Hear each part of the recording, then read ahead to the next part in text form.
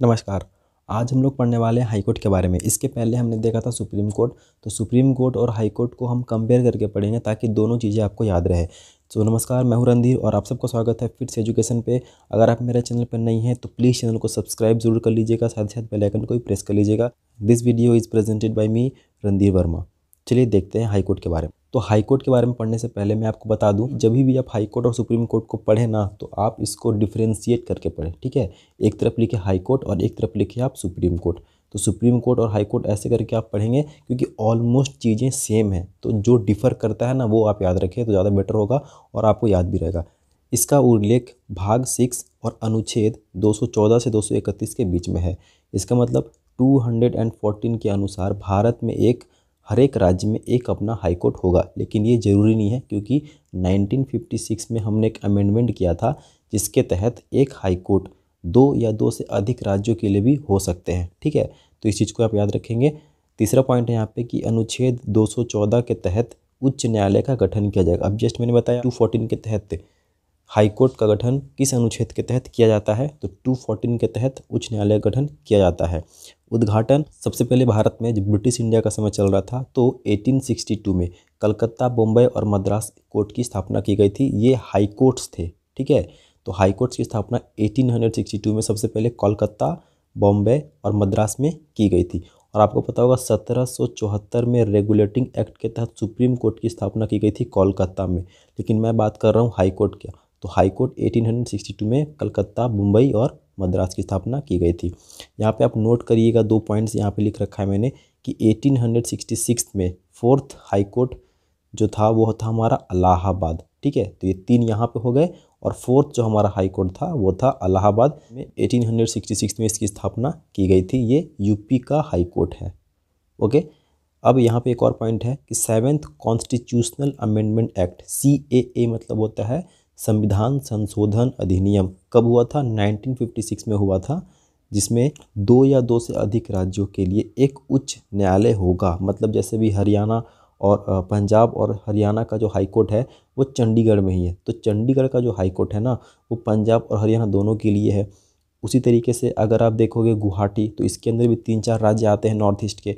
तो ऐसा कोई ज़रूरी नहीं है कि एक हाई कोर्ट किसी राज्य के लिए हो सकते हैं, वो 2 या 2 से अधिक राज्यों के लिए भी हो सकते हैं, ठीक है। चलिए अब हम देखते हैं संरचना, ऑर्गेनाइजेशन ऑफ जजेस। एक मुख्य न्यायाधीश होगा, नॉट फिक्स फॉर अदर जजेस, मतलब अन्य न्यायाधीशों की संख्या इस बात पर निर्भर करती है कि उस कोर्ट में, उस न्यायालय में कितने काम हैं। तो हर एक राज्यों का अपना अलग है। जैसे सुप्रीम कोर्ट में हमको पता है कि 31 जजेस होते हैं, जिसमें से 30 होते हैं अन्य न्यायाधीश और एक होता है आपका chief justice of India. But राज्यों में ऐसा नहीं है, सरकार पर निर्भर करती है, तो इसका कोई फिक्स नंबर नहीं है।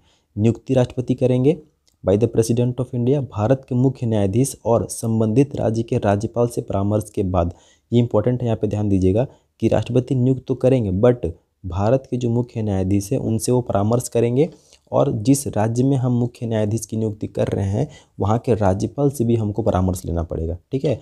अन्य न्यायाधीशों की नियुक्ति भारत के मुख्य न्यायाधीश की सलाह पर राष्ट्रपति करते हैं। तो अन्य जो न्यायाधीश होंगे वो भारत के जो मुख्य न्यायाधीश होंगे उन्हीं के सलाह पे वो करेंगे। नेक्स्ट पॉइंट है त्यागपत्र अगर देना होगा तो राष्ट्रपति को देंगे, लेकिन यहाँ पे क्वेश्चन फंसेगा आपका, शपथ जो है वो कराएंगे राज्यपाल। तो सुप्रीम कोर्ट में हमने देखा था कि त्यागपत्र वो राष्ट्रपति को देते थे और जो शपथ था वो राष्ट्रपति को देते थे, बट यहाँ पे चेंज हो गया।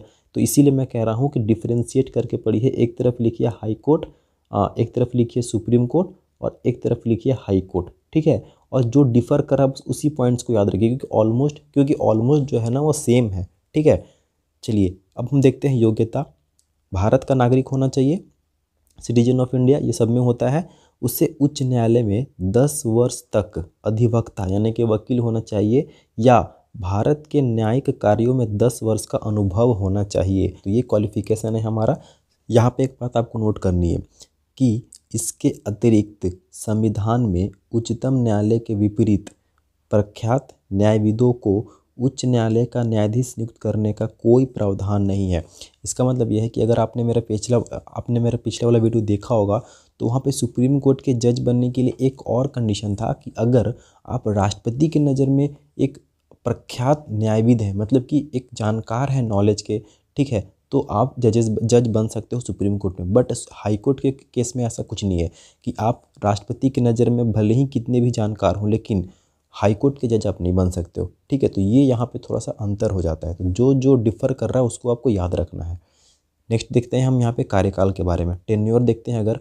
तो देखो सुप्रीम कोर्ट में क्या था, सुप्रीम कोर्ट में था 65 साल।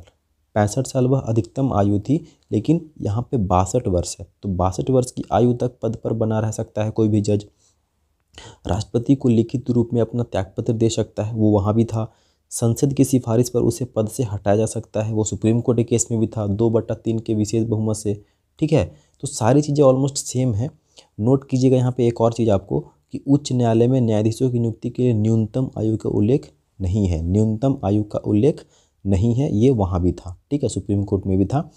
अब हम देखते हैं रिमूवल, वही चीज़ है जो सुप्रीम कोर्ट में जिस तरह का प्रोसीजर था वही सेम है, कि राष्ट्रपति द्वारा हटाया जाएगा। 2/3 के विशेष बहुमत से दोनों सदनों द्वारा स्पेशल मेजोरिटी से पास कराना होगा।